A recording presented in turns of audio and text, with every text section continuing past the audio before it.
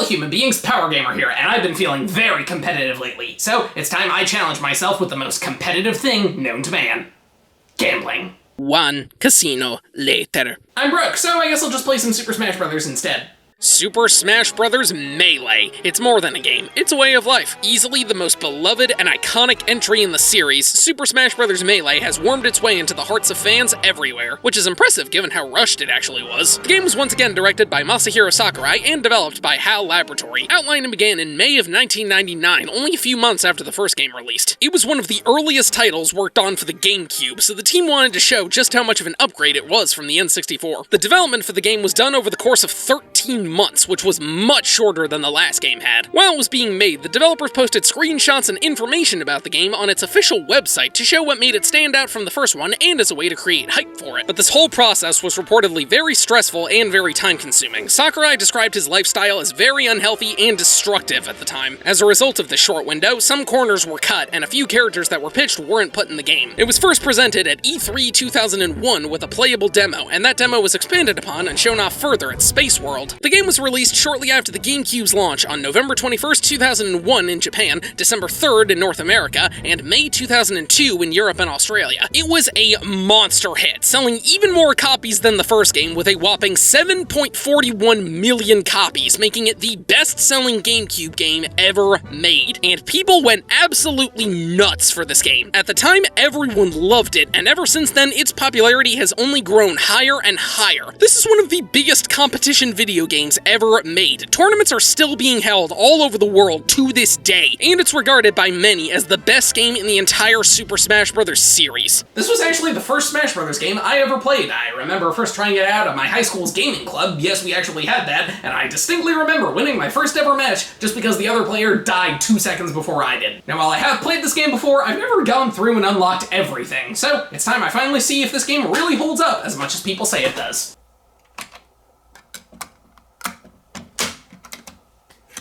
Like last time, we get an opening cinematic, and it's even better than the first one. It's a plethora of a bunch of the characters in the game set to some beautiful music and honestly gorgeous lighting and visuals. We have a nice balance of more serene scenes with characters just living their lives and more action-packed scenes of them duking it out. It really hypes you up and gets you ready to play, and it once again ends with a hefty name cheer.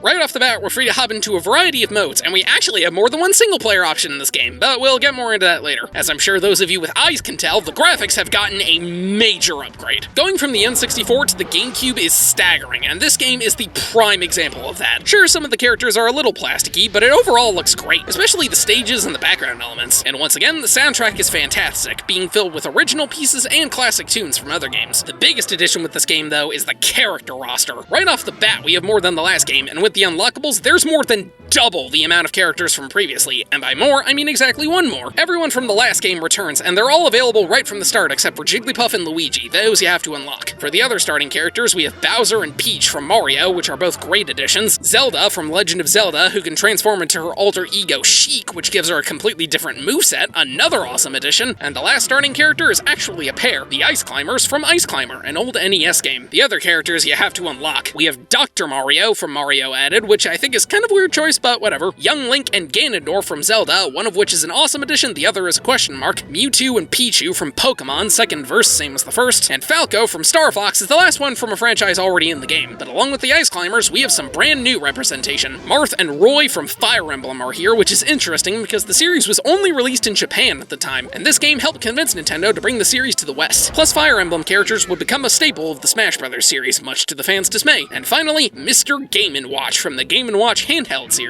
Definitely an oddball choice, but I think it works given how important the Game & Watch was for Nintendo. Overall, a really solid character roster. The only ones I think you could go without are Dr. Mario, Young Link, and Pichu, but they're not bad choices, that's for sure. Of course, it's worth noting that a decent chunk of the characters added have identical movesets to other ones. Dr. Mario is a clone of Mario, Young Link is a clone of Link, Falco with Fox, Pichu with Pikachu, Marth and Roy are exactly the same, and Ganondorf is identical to Captain Falcon for some reason. But thankfully, the characters at least play differently to make them stand out, as they're either faster and weaker or slower and stronger. So I prefer Ganondorf to Captain Falcon, most people prefer Dr. Mario to regular Mario, and idiots prefer Pichu to Pikachu. The process of unlocking the characters is pretty much the same. Once you meet preset requirements, you have to beat them in a one-on-one fight. If you fail, you just need to play another match and you can try again. And I really like the introductions they give in this game. The black outline of each character really gives them a sense of mystery, and it makes it all the more exciting when you finally unlock them. Of course, this game didn't just double the character roster, it also doubled the number of stages. While the last game had 9 stages, 8 at the beginning and 1 unlockable, this one has 17 stages at the beginning and 11 unlockable, giving us a total of 28. Right off the bat, we have Peach's Castle and Mushroom Kingdom returning, and new variations on Congo Jungle, Yoshi's Island, and Green Greens, which is basically the same as Dreamland. For completely new stages, we have Rainbow Cruise from Mario 64, Hyrule Temple and Great Bay from Legend of Zelda, Jungle Japes from Donkey Kong Country, Bryn Star from Metroid, Yoshi's Story from Yoshi, Corneria and Venom from Star Fox, Fountain of Dreams from Kirby, Mute City from F-Zero, Onett from Earthbound, Pokemon Stadium from Pokemon, and Ice Mountain from Ice Climber. As for the unlockable stages, we have some from the last game like Dreamland, Congo Jungle, Yoshi's Island, Battlefield, and Final Destination, which can now be played in multiplayer, and the new ones are Mushroom Kingdom 2 from Mario 2, Big Blue from F-Zero, Bryn Star Depths from Metroid, Fourside from Earthbound, Pokefloats from Pokemon, and Flat Zone from Game & Watch. Overall, we get a really great selection of stages, with some of my favorites being Pokemon Stadium, Fountain of Dreams, Flat Zone, and Pokefloats. And thankfully, the game drastically improved the amount of single-player content. The last game only had one mode, and it was the same thing every time. But here, there's plenty of stuff to do if you're a loser with no friends like me. Up first, we have Classic Mode, which is the single-player mode from the last game. You go through a series of battles with some minigames thrown in for variety, and at the end of each fight, you receive bonus points for a bunch of random nonsense. But unlike the last one, where you fought the same characters in every run, this one is partially randomized, so you'll be fighting any characters in the game at any time. I say partially, though, because the types of enemies are always the same. You have a one-on-one fight, then 2 opponents with a CPU teammate, then break the targets, then another one-on-one, then a giant enemy with some helpers, then snag the trophies, which I'll explain in a minute, then another one-on-one, then fight an army, then race to the finish, then a metal enemy with no items, and then finally a showdown with Master Hand. When it's all over, you get a special image of whatever character you used, and we once again get a minigame where you have to shoot the credits, only this time you actually have to press the button in order to get the points, while last time you just locked onto them. Thankfully, it's much easier to go through this mode than the last one, partially because the game is a lot tighter, and partially because of the random enemies, so you're not fighting the same thing every time unless you get an army of Nesses 4 times in a row for some reason. And again, we have the minigames. Break the targets is exactly the same as before, with each character having a different layout, but race to the finish is pretty different. Instead of just running through a course, you're placed in a large arena with a bunch of branching paths. There's doors all over the place, so you can leave at any time, but the further you go, the more points you get. And if you don't enter a door before time runs out, you fail. Plus, there's a chance you'll randomly find a trophy. Speaking of which, we have snagged the trophies instead of board the platforms. 3 trophies will fall down, and you have to attack them to send them flying into this big funnel. If you do, the trophy is yours, but if you don't, too bad. But wait, I'm sure you're wondering what the trophies do. Well, my curious little friend, the answer to that question is that the trophies do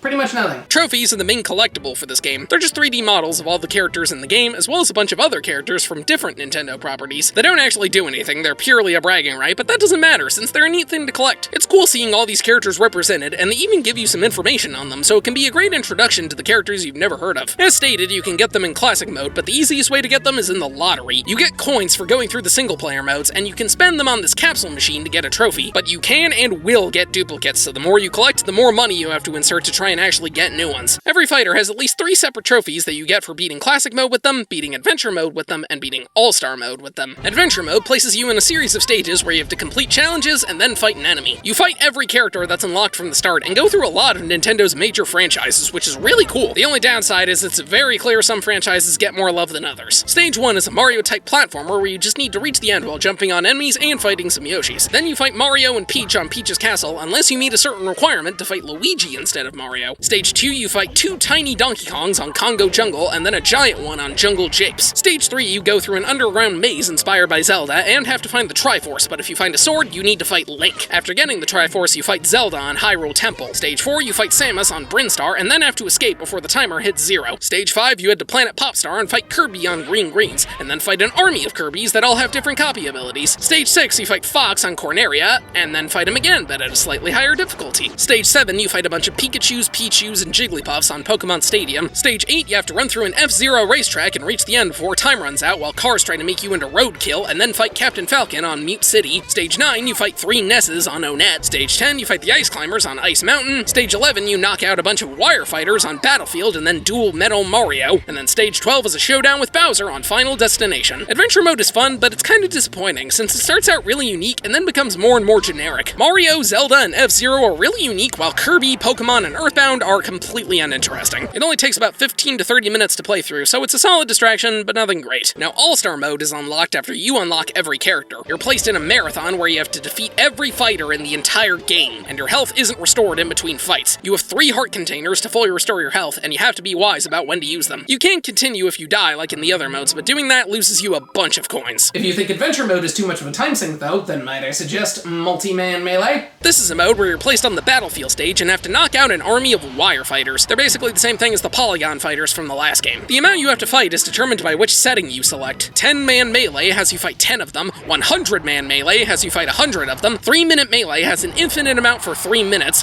15-minute melee you have to survive for 15 minutes, endless melee is just an endurance test where you see how many you can kill since they spawn until you die, and cruel melee is not falsely advertised. The enemies are all easy to kill with a somewhat strong attack, so the best method is spamming Donkey Kong's ground pound with down B. It sends them all flying and is really easy until you accidentally hit a bomb, which kills you. But without a doubt, the biggest single-player time sink is the event matches. Event matches are fights with preset rules that you have to win. And yes, these are mandatory to unlock everything in the game. It can range from winning with a certain character, to beating enemies with bizarre restrictions, to weird stuff like killing some enemies but not others. I'm not really a fan of these. Some of these are fun in concept, like fighting as Bowser and Donkey Kong but you're both giant, or racing through Big Blue as fast as possible, but the further you go, the harder they get, and some of these are ridiculous. Any of the ones you have to fight multiple enemies on are super unfair, since they always gang up on you, and many times it's impossible to land an attack, with the trophy tussles being the worst offender since you're fighting on a character and not a real stage. I'd expect any level on Hyrule Temple to last an eternity because enemies never die on this stage. There's 51 events total, and while they start out kinda fun, they just get more and more frustrating as you go, to the point where it's just not very enjoyable to play. The final single-player option is a minigame called Home Run Contest. You have 10 seconds to attack this sandbag and then hit it with the home run bat to launch it as far as humanly possible. It's pretty mindless, but it can be fun to try and go for a high score. The only annoying thing is that you have to grab the bat, which can waste time, and it can be really picky with where you need to stand to hit the sandbag. If you're even 1 second late, you missed your chance and you have to try again. That's all there is for single player. I clearly need more people for multiplayer, so it's time to call up some old friends. I need you. Ah, you guys made it. Well, this is a part of my job, so I didn't have any other choice. I just had nothing better to do. Either works for me. Wait a minute. Where's the other guy? Oh, he couldn't make it. He got arrested for jaywalking. So what, we're just on a player? Oh, don't worry. My friend T said he'd help us out. Works for me. Are you sure we're all gonna fit in there? There's more room on the inside than it looks. I have a severe inner box phobia ever since a guy popped out of one I was carrying. Oh, don't worry. I can hook us up with a new place. I know just where to go. Can we play Melee? You're violating the restraining order! So, now what? Well, unless you want to go in the box, we're out of options. Don't worry, Smash headquarters will prepare us a temporary location. How? We're partnered with the real estate company. Hi, I'm Harold Henderson, and I'm with Real Time Real Estate. I thought you were a game show host. Yes?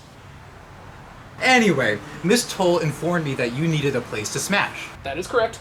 Unfortunately, we are out of hotels at the moment, so a temporary shack will be provided to you. Sounds good to me. Just clean up when you're done.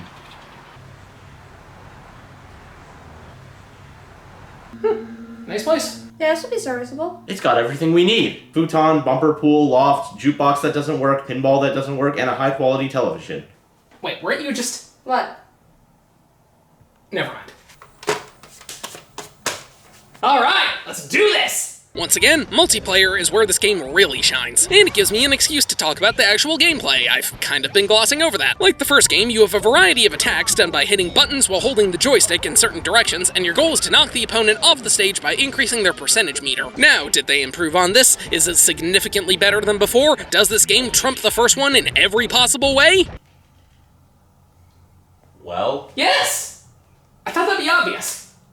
Then why were you asking? This game feels so much better to play than the last one. It's been fine-tuned to the point of near perfection, and it's a lot easier to manage thanks to it using the GameCube controller instead of the N64 controller. People worship this controller for a reason. It is super comfortable and feels like it was made for Smash Brothers. They also added an additional ability, the side special. Yes, you can finally get a new attack by holding the stick left or right and hitting the B button. In the last game, you did the same thing as if you weren't holding the stick, but here you finally have a better reason to hold it that way other than movement. So each of the pre-existing characters has a new ability. Some of them just get a new side special, while others have a new neutral special, and the side special is the neutral one they had before. Aside from that, the older characters played the same, except for Luigi. He now has a few more attacks that set him apart from Mario, which is good since if he wasn't, we would have 3 characters that all play identically, and that's no fun. Why is that? Well, have you ever met a group of triplets? No. Keep it that way. Bad memories? Let's just say that's one family reunion we want to forget. Been there. We just ended up beating the crap out of each other. And who hasn't done that at the family reunion? Once again, we have a plethora of items that pop in at random and can turn the match in your favor. Most of the ones from the last game return, like Pokeballs, Bombs, and the home run bat, but we have a bunch of new ones, both pre-existing and completely original. To name a few, there's this large flower, which makes whoever gets hit by it grow a small flower on their head that slowly chips at them, a mine you can throw on the ground that explodes when someone steps on it, which can be really fun to use, and even more fun when your opponent steps on it after they put it there, mushrooms from Mario that make you grow bigger, and poison mushrooms, which make you shrink, the launch barrel from Donkey Kong Country that launches enemies a pathetically short range, the warp star from Kirby that causes a huge explosion, and Mr. Saturn from Earthbound, which you can throw at enemies and it does basically nothing. Some items even act differently from before, like the Pokeball has even more Pokemon it can summon, and the hammer can actually break, making it completely useless. This is the 3rd time that has happened this week. In the game or in real life? Yes. My favorite addition, though, is it's now much easier to perform smash attacks. Last time, your only option was jamming the stick and hitting the A button, which was pretty finicky. But here, you can just push the C stick to the side and do it that way, which is light years easier. You can still do it the other way, and you can't charge it by holding the C stick, but it's still much better and easily my preferred method. The only issue is it only works in multiplayer. You can't do this in any of the single-player modes because the C stick only moves the camera. Yeah, the camera. In a 2D game. Why did anyone think that was a good idea? Moving the camera is highly essential. Name one time you would need to move the camera in a game where you're always facing the same direction. In the menu, you can move the screen around with the C stick. Okay, I stand corrected. But the biggest difference with the gameplay is the speed. This game is much faster than the last one was. If you know what you're doing, you can pull off some insanely elaborate combos in just a couple of seconds. And if you really want to get good at this game, you're gonna have to know it inside and out while having the reflexes of a ninja. If you ever want to see something that messes with your mind, watch any professional person play this and don't watch the game, just watch their hands. Every single one of their fingers is doing something completely different every nanosecond. This is why this game has as big of a competitive following as it does. Super Smash Bros. Melee is one of the most popular esports of all time, and it's largely because of the speed. Combine that with the game's admittingly faulty programming, and you can figure out all sorts of crazy tricks. The most popular one is a technique called wave dashing, where you dodge in a specific way that causes you to slide at a high speed. Problem is, the method of doing it is crazy complicated and a potential health risk. Oh, come on, it's not that hard. I can do a wave dash right now. I wouldn't do that if I were you. Yeah, I didn't need those anyway. But if the standard game is too boring for you, there's all kinds of ways you can alter the game to make it even more ridiculous. If you go into Special Melee, we have a variety of preset modes that change the game in crazy ways. There's things like Sudden Death Mode, which sets everyone's percentage to 300, so a single major hit kills you instantly. Big and Tiny Mode, which makes everyone either enormous or minuscule. Slow-Mo Mode, which makes everything slow. I question how this is fun. Stamina Mode, where you have a health bar like in other games. The possibilities are endless. There's even a preset Tournament Mode, which can be really fun if you have a giant group of people. If that's too much, though, you can just mess around with the basic rules. We have time mode instead of stock mode. You can make items less frequent, more frequent, or just turn them off if you hate fun. You can even make it so each character has up to 99 lives, which makes the match last an eternity, but it's still fun to do, at least at first. I wish I had 99 lives so I can get my hands back. Wait, how are you even playing with broken hands? Oh, I've been using my feet. Now that's professional. As awesome as this game is, though, I do have some big issues. One is that ledge grabbing seems to only happen when it wants to. I counted plenty of times where I was falling, and when I tried to save myself, I just did not grab the ledge, so I ended up dying. And the second is the process of trying to unlock everything is insanely tedious. Melee was designed so that you could spend years playing this game and still find something new, which isn't a bad idea, but in execution, it makes trying to get all of the characters and stages way more frustrating than it should be. Let's start with the characters. To unlock Jigglypuff, you have to be Classic Mode or Adventure Mode with just one character. Alright, that's that's not so bad. Dr. Mario, you have to beat one of them as Mario without using any continues, still pretty simple. Young Link, you have to beat classic mode with 10 characters. Marth, you have to beat classic mode with every starting character, a little time consuming, but I'm already doing that, so fine. Roy, just beat classic mode as Marth without using any continues like with Dr. Mario. Luigi, you have to beat stage 1 of adventure mode with a 2 in the second slot, beat Luigi and Peach in under a minute, and then finish the mode. What? Falco, you have to beat 100-man Melee. Ganondorf and Pichu, you have to beat event matches 29 and 37, respectively, which can be really annoying. And Mr. Game & Watch, you have to beat Classic Mode or Adventure Mode with every other character. But the weirdest one by far is Mewtwo. You have to have a total of 20 hours playtime in multiplayer mode, but that time can be separated across all 4 players. So just turn items off, plug in 4 controllers, pick a stage with no hazards, and leave the game on for an afternoon. Well, looks like we got some time to kill. 5 hours later.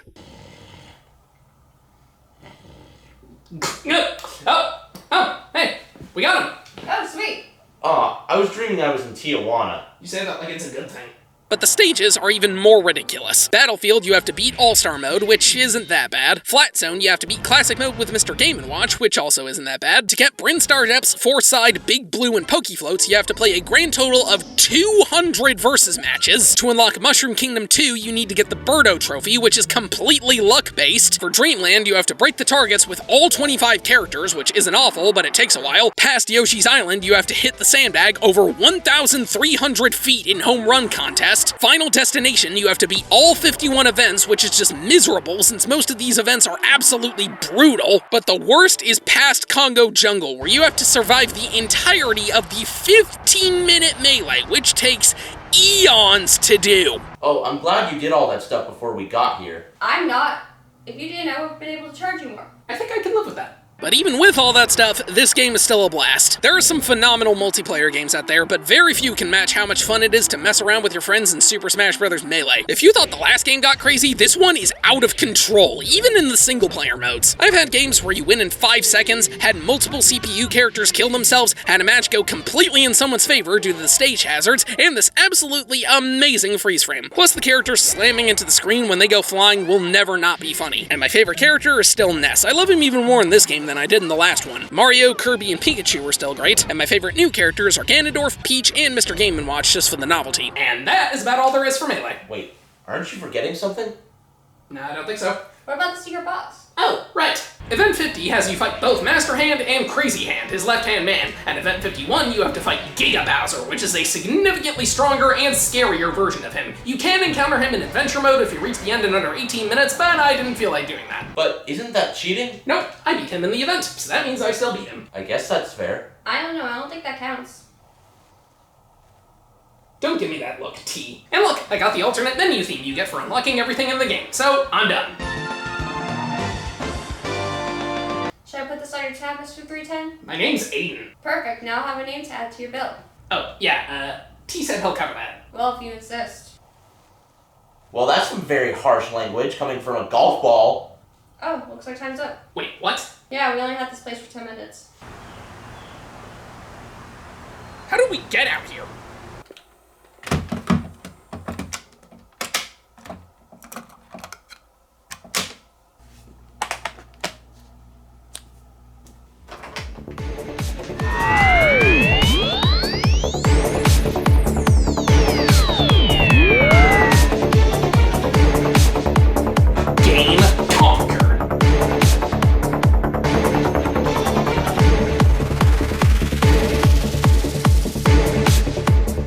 Super Smash Bros. Melee is awesome. It improves upon the first game in every conceivable way, and there are very few games that are as fun as this one when it comes to multiplayer.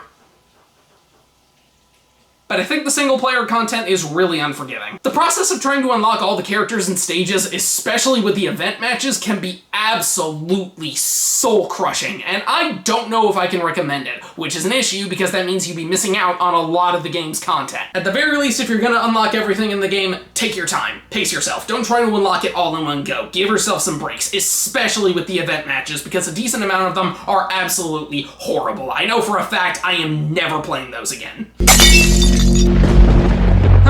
Looks like I broke the Melee guidelines of the universe by not playing competitively. Well, let me tell you, if you give me the option between tearing apart the fabric of reality and turning off items, I am clearly gonna pick the more fun option.